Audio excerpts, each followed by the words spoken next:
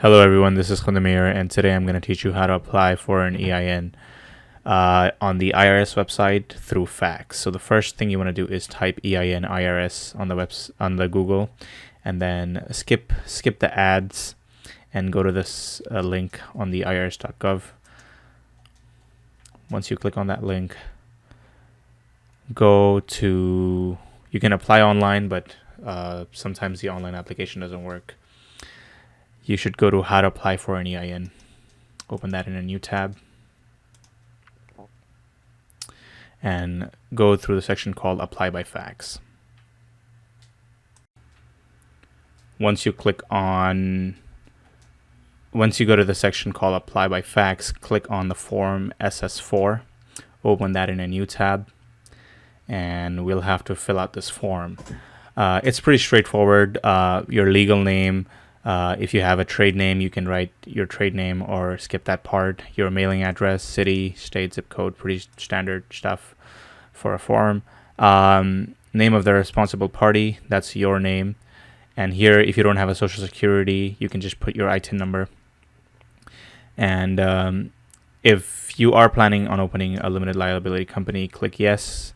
If you are thinking of opening a sole proprietorship, click no over here.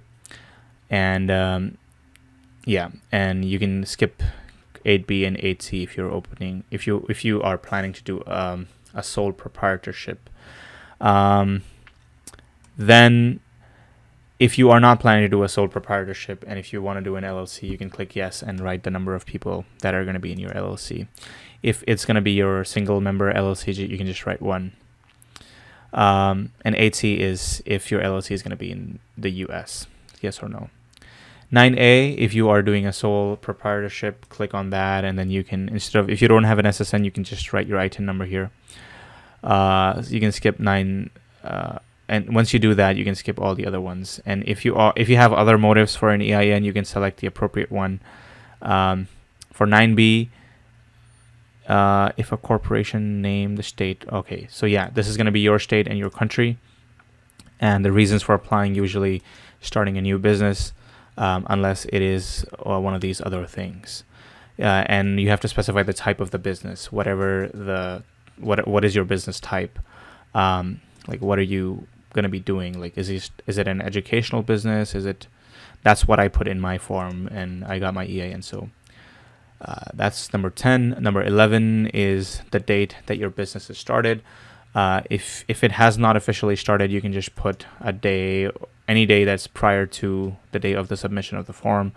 Number 12, closing month of the accounting year. This is usually December 31st. And number 13, if you have any employees, you can just write the number of employees you have in these fields. If you don't, you can just put 0. The 14th, if you are just starting, I don't think you have to check this box for the 14th, so you can skip that. 15, if you have not yet paid wages to any of your employees, you can, instead of skipping that part, you have to write here not available.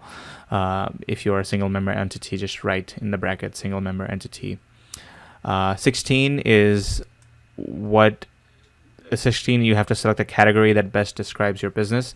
And if it doesn't fit in one of these categories, click other and specify the type of business, the activity that your business does. Number 17 is pretty straightforward. What are the things that your business is going to be doing?